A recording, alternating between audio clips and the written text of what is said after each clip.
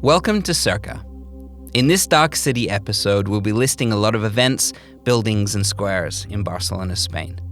We're going to give you a lot of information, but don't worry. There will be maps, notes, and info on the places mentioned in these guides in the Cerca app. Whether you're in Barcelona right now or would just like to learn all about the history of a city we truly love, you're in the right place. This is what we do.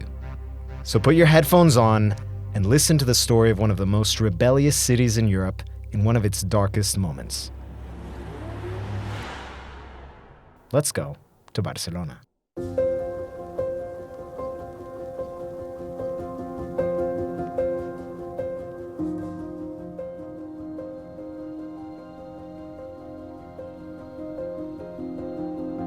Cerca.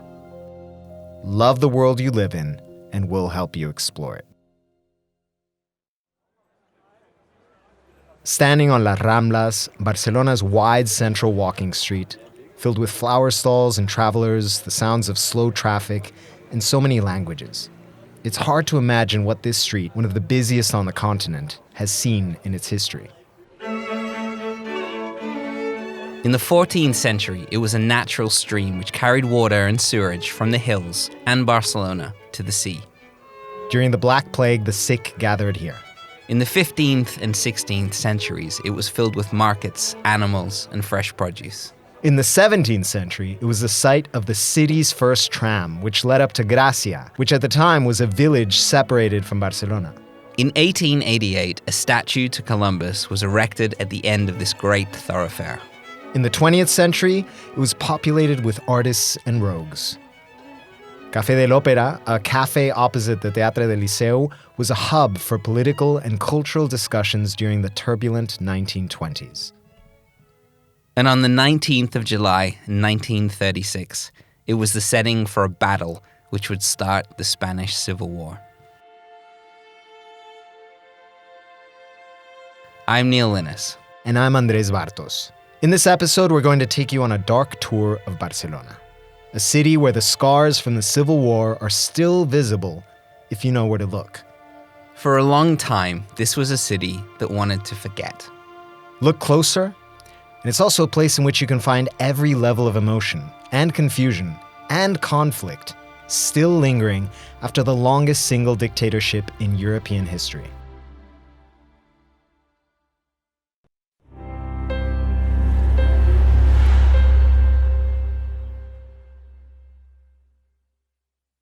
The lead up to the Spanish Civil War.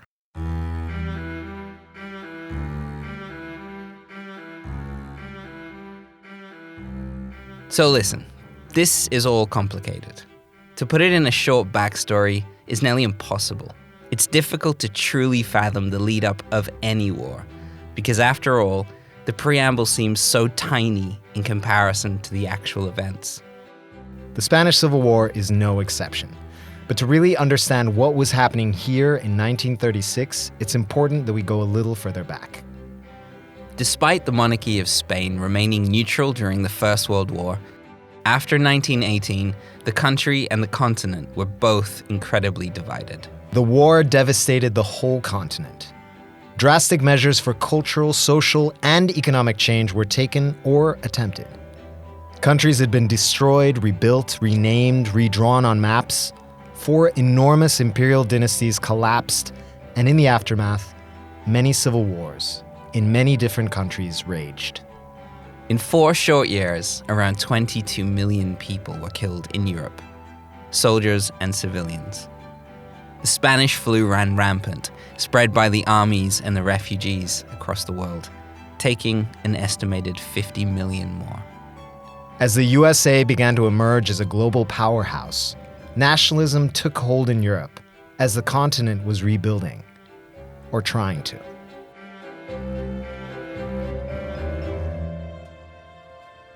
By the 1920s, the dream of this rebuilding, or restoration, as they called it, seemed a joke to many Spaniards. Politics were a disaster, with power changing hands in the blink of an eye. There were labor wars and terrorism. By 1923, Spain was already under the control of a dictator, Miguel Primo de Rivera.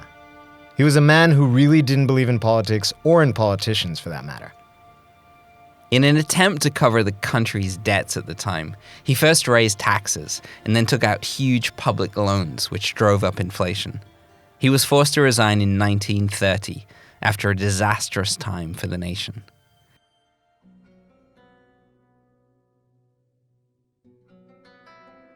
By the end of the decade, the ruling classes of Spain, wealthy business and landowners, military leaders and conservatives wanted to forget it all, go back to how things were before the Great War.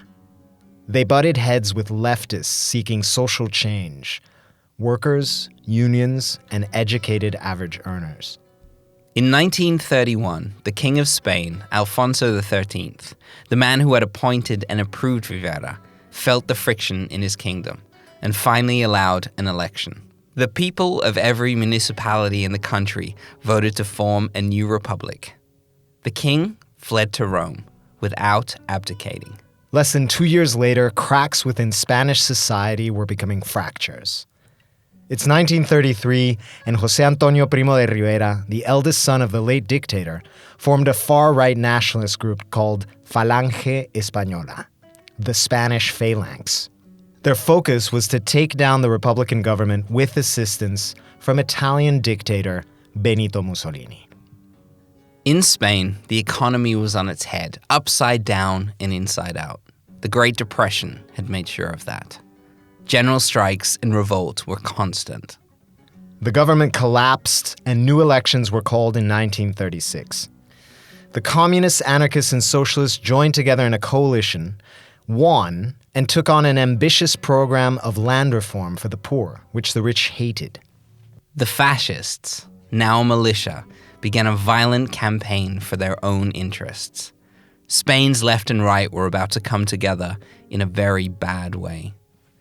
After a series of political assassinations, the military staged a coup to oust the left-wing government. Meanwhile, much of the Spanish army was in one of the country's last colonies, Morocco. This is where the Spanish Civil War would, technically, begin. Headed by the youngest general in Spanish history, Francisco Paulino Hermenegildo Teodulo Franco Beamonde. We'll just call him Franco. At 5 a.m. on the 18th of July, 1936, and then in Spain 24 hours later, military garrisons rose up in a revolt all across the country. Franco wanted control of every major city in Spain.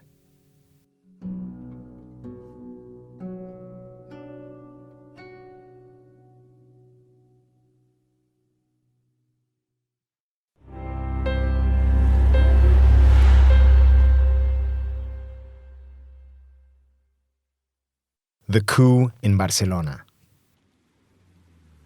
The center point of Barcelona is Plaça Catalunya. It sits atop of Las Ramblas. These days, it's a meeting place filled with thousands of pigeons and dotted with fountains, surrounded by big department stores. It's a center for many of the city's most famous streets. Passeig de Gràcia, Rambla de Catalunya, and Portal del Àngel all spoke off this huge square. If you want a big shopping day in the city, or you haven't quite decided what to do with your friends, this is where you meet. It's also the start or the end point of the city's biggest protests and demonstrations. And this was the strategic end goal of Franco's army.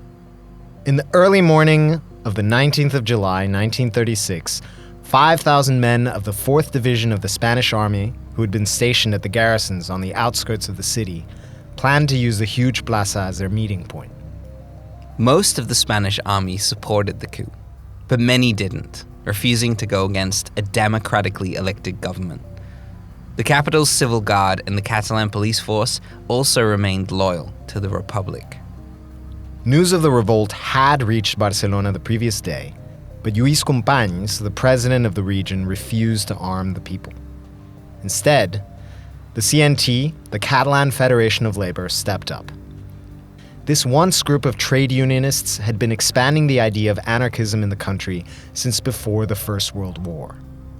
They were now the largest union in the country. Today, Amongst the bars and boutiques that fill Calle Joaquin Costa in the neighborhood of El Raval, you'll find the CNT bookstore. It's called La Rosa del Foc, the Rose of Fire. It's filled with anarchist and socialist books, political novels, and biographies. The store is also a community center, hosting special events and discussions. It's a tiny but fascinating place worth checking out. But back to the night in question in 1936. The CNT, left in the lurch by the government of Catalunya, assaulted some army depots and a prison ship in the port of the city, taking as many arms and ammunition as they could carry. They began to craft Molotov cocktails, grenades, and improvised armored cars. They also ransacked the armories of the city, and over the course of the evening, those loyalists opposed to Franco's coup had armed all of the people they could.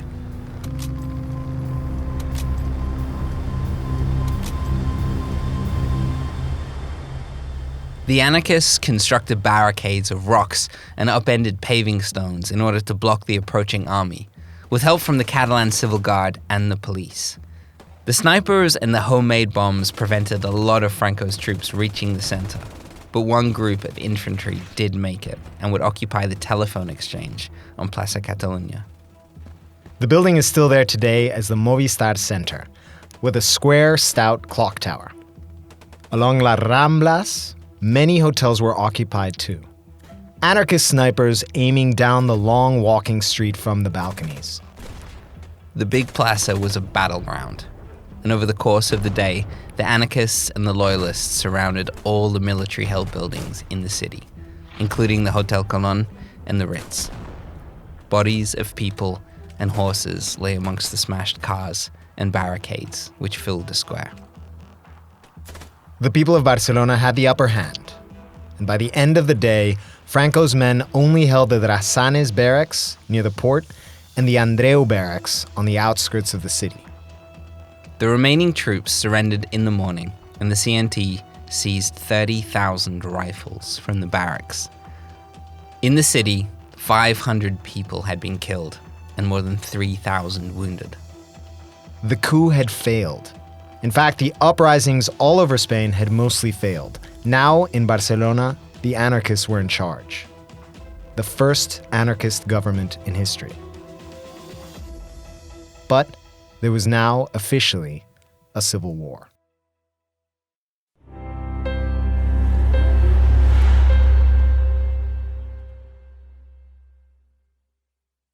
Orwell in Barcelona.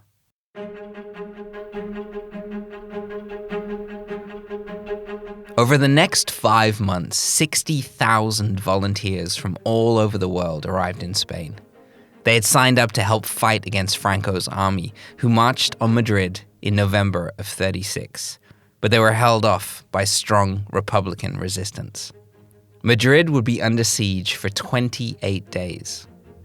In total, it would be defended for 2.5 years.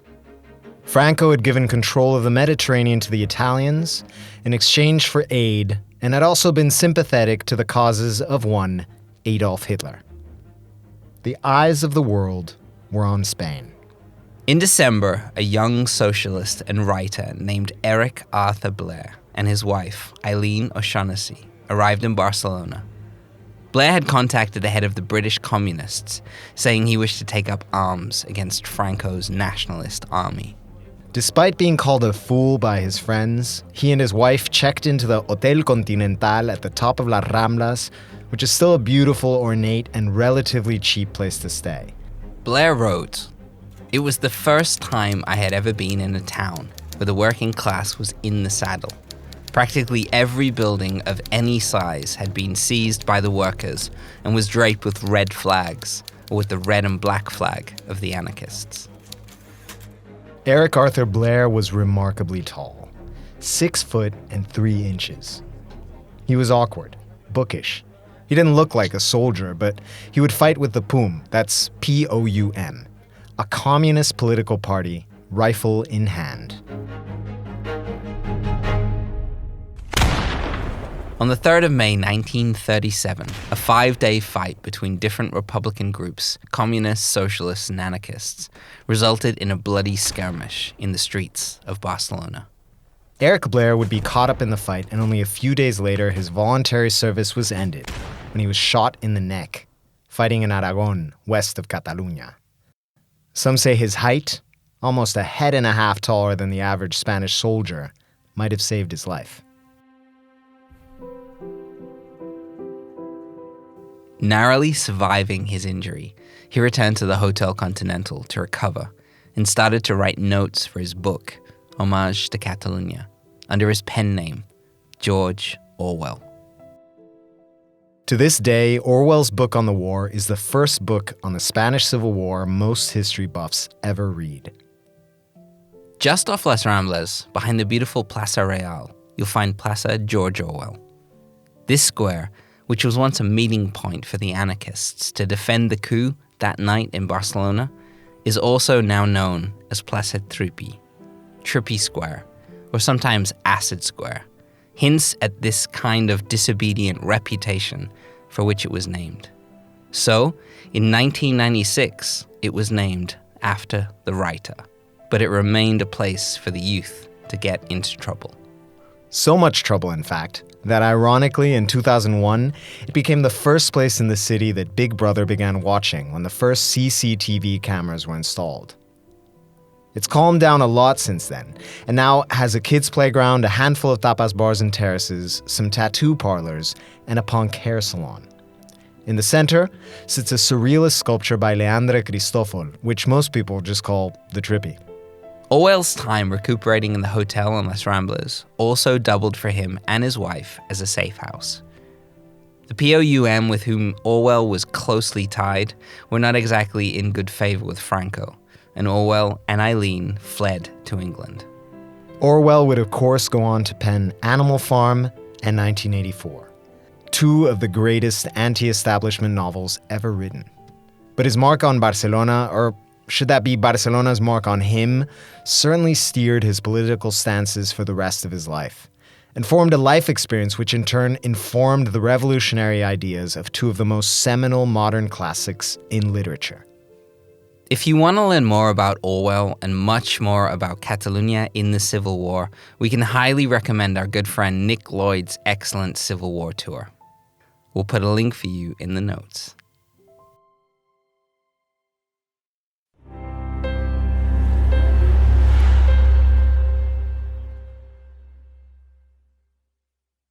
The bombing of Barcelona.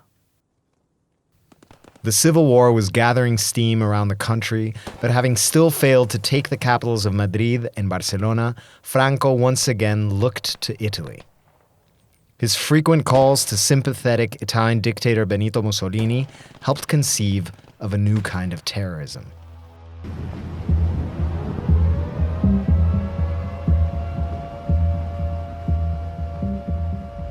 In February of 1937, Barcelona was bombed from the air by Franco with the help from the Italian and German Air Force.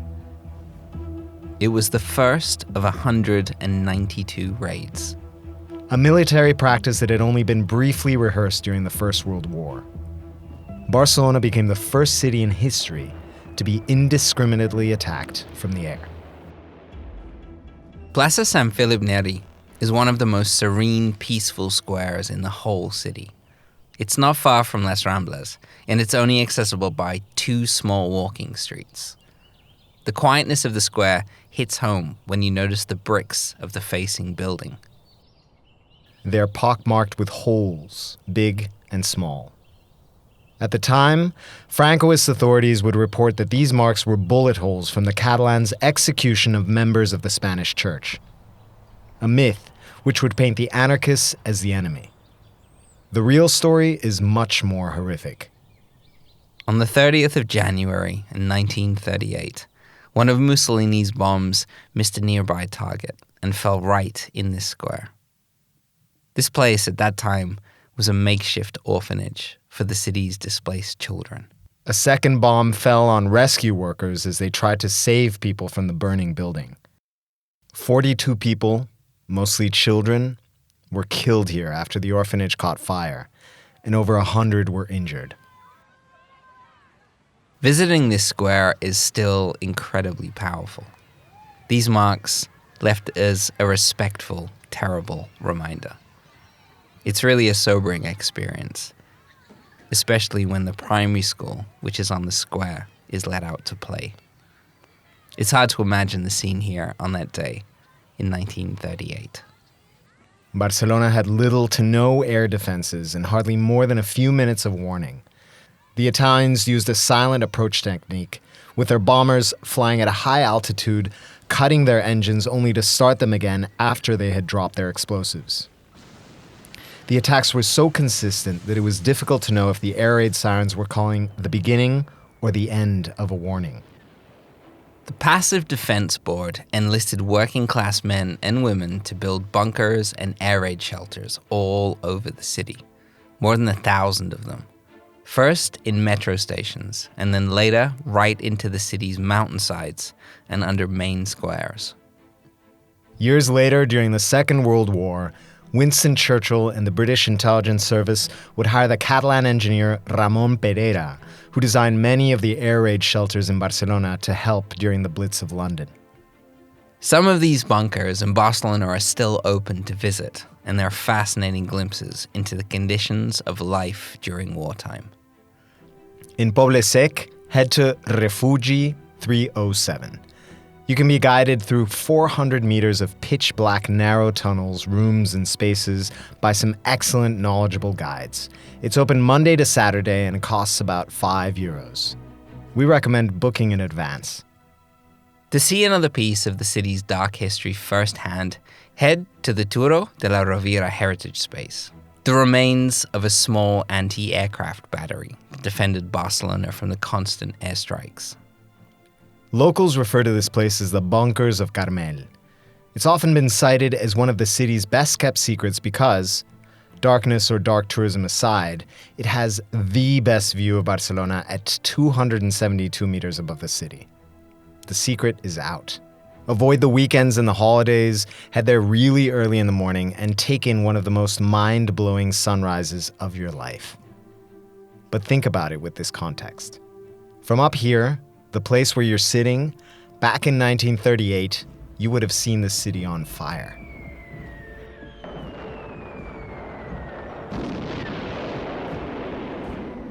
The bombing of Barcelona reached its terrible peak over 3 days in March of 1938. From 10:08 p.m. on March 16th until 3:19 p.m. on March 18th, there were continuous attacks. For more than 40 hours, nearly 80 buildings were completely destroyed in the city center. The numbers have varied and then increased over the years, but right now it's believed that around 1,500 people were killed. More than 2,000 were injured by 44 tons of bombs from German and Italian planes with Spanish markings. The attack was condemned by Western democracies all over the world, and the clincher, Franco himself, hadn't been informed of them, and on the 19th of March, it was he who asked for the suspension of the bombings. Nevertheless, his war raged on. And eventually, a near-beaten Republican army saw its last hope of victory disappear. Francoist troops entered and took Barcelona in January 1939. And by February, it had fallen. Madrid would fall 1 month later. The war lasted 2 years and 254 days. Franco's dictatorship would last 36 years.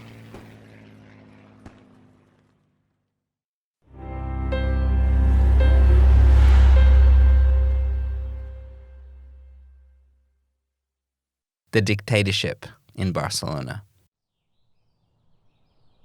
In October of 1940, at the castle on the green hill of Montjuic, which sits to the south of the city, Cataluña's president Lluís Companys was led into the moat barefoot and put in front of a firing squad. He refused to wear a blindfold. His last words were, "For Catalunya."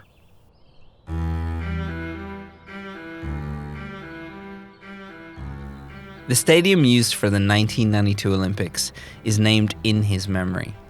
In 1998, a monument to Companys was placed on a street which also bears his name. The story of the castle is an incredible one. It has been used to bomb its own city and as a prison, as it was after the Civil War. It's now a museum to the history of the city's many wars. You should definitely visit this place.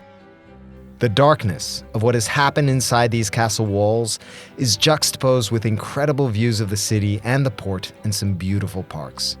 It's around €5 to enter, or, insider tip, free on Sunday afternoons after 3 p.m. As always, we'll have a link to purchase tickets in the notes. As the Second World War began, Spain was still repairing the damage of their civil war.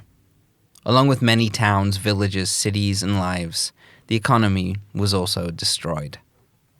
Franco traveled to meet with Hitler to bargain a price for Spain's army to join the fight. The country waited with bated breath, but thankfully, Hitler wasn't one to bargain. 2 days later, Franco was sent home. The Nazi dictator told Benito Mussolini, "I would rather have 4 of my own teeth pulled out than go through another meeting with that man again." Spain took a neutral stance, which would end up severely hurting the view of the country in the eyes of the world. After World War II, Franco would be labeled by the UN as the last fascist dictator. In Spain, though, he held more power than any leader in the country before or since, despite the fact that as many people hated him as supported him. He declared the country a monarchy in 1947, but the throne remained empty. He appointed no king and instead took up the title of regent for life. The country's prison population was 233,000. The cells crammed with political captives. Franco would execute or starve most of them before the 1950s, though official records claim only 35,000 were killed. In Barcelona, a lot changed.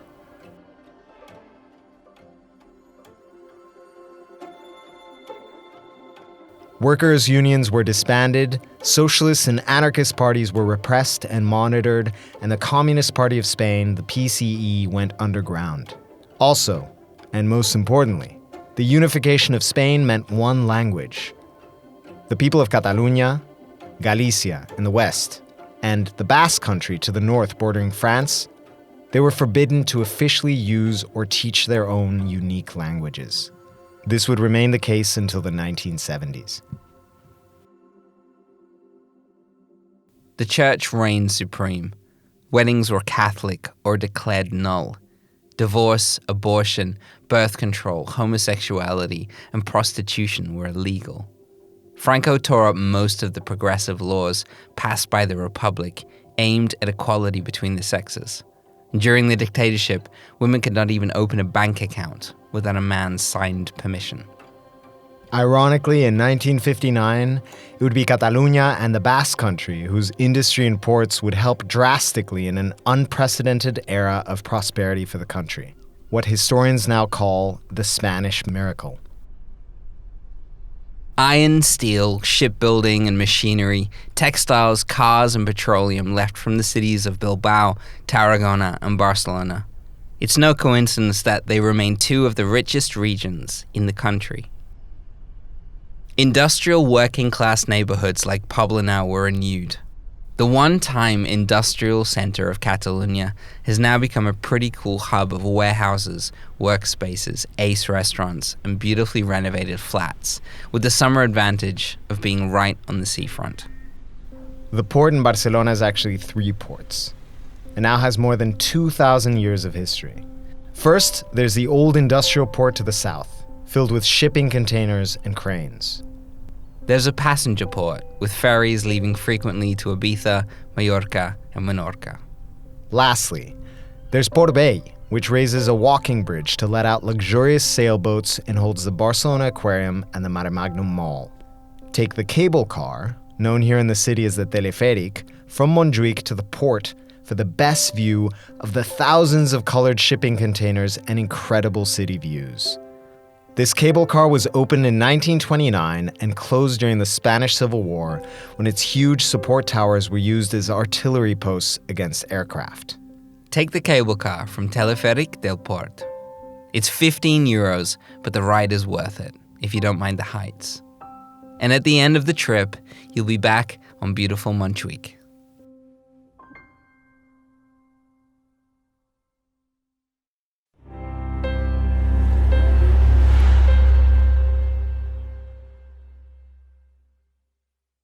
The death of Franco.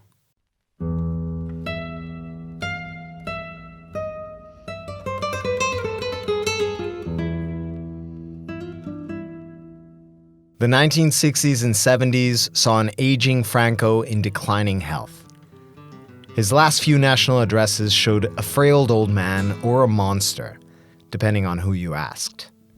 After a long battle with Parkinson's disease, he fell into a coma on the 30th of October of 1975 and was put on a life support machine. On the 20th of November, his family ordered that it be turned off. The last dictator was dead, and the government declared 30 days of official national mourning. But Barcelona had other plans.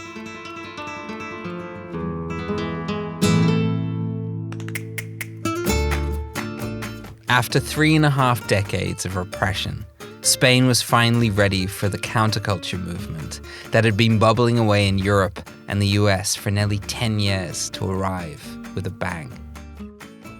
We've been told that when news of Franco's death hit the streets of Barcelona, there was silence. But the silence only amplified the thousands of champagne bottles being opened, along with stifled cheers, as a patrolling Spanish civil guard listened in. Barcelona and Catalunya wanted only to look forward and strive forward. In 1977, the Catalan government was restored.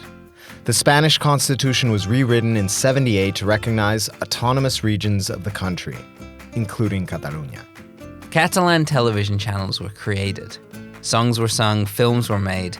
There was an explosion of creativity and art throughout the country in all regional languages. Most of the world called the period after the death of Franco the democratic transition, but here it was just called El Destape. The undressing, the rediscovery. Wild, trashy pop music, bright and raunchy films with no censorship laws to stop nudity, profanity, or anything else saw a series of exuberant, colorful outpourings of every kind of cheeky filth. Spain reached out to the world, and the world started rediscovering Spain. The 80s saw tourism in the south of the country at an all-time high, but for Barcelona, the 1992 Olympic Games drew the world to the city. Economic ups and downs aside, tourism has been this city's bread and butter since. It's been a little bit of a rocky relationship, but there is no real ill will towards visitors. Most Catalans have way too much respect for that, but it is worth noting as a traveler that if you're talking to anyone over a certain age, they may remember living under one of the longest dictatorships in European history. And they take pride in living in this bastion of resistance to the end. Spain has undergone incredible changes since 1975, from being a super conservative state to a secular one, from being completely sexually repressed to becoming one of the first European countries to legalize same-sex marriage. And the talk of independence from Spain is a constant and ongoing conversation. It reached a boiling point in 2017 when a referendum for Catalan independence was deemed illegal by the Spanish Constitutional Court. Thousands of civil guard hit the streets and used violent force to stop people voting. For many older people in the city, the images broadcast were a harsh flashback to a time most people would rather forget.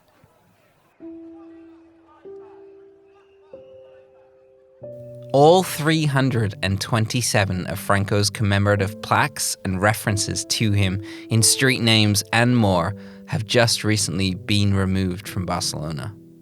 Again, no looking back, only forward. But that too is beginning to change. Reconnection, reconciliation, reparations are all beginning to rise to the surface of a very, very dark past.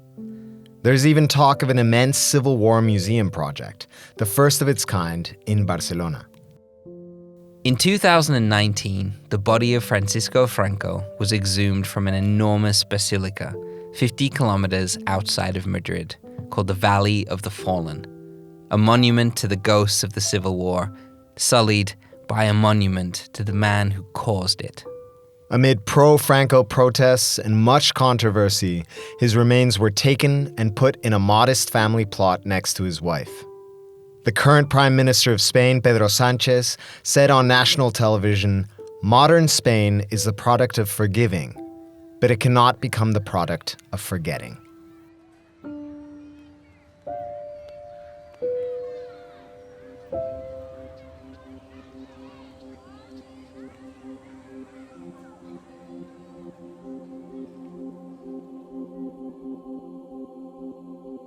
Thanks for listening to our Dark City episode of Barcelona. Remember to check out the other episodes in this guide for deeper dives into Barcelona, including its architecture, its food, and navigating the city with kids. Whether you're heading to Barcelona right now, sometime in the near future, or would just like to learn all about a place we truly love, you'll get instant access to the full guide, plus new episodes on a regular basis when you subscribe to Cerca.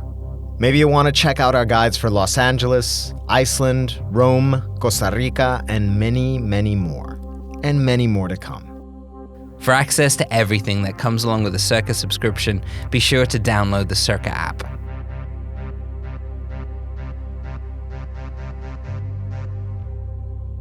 Cerca.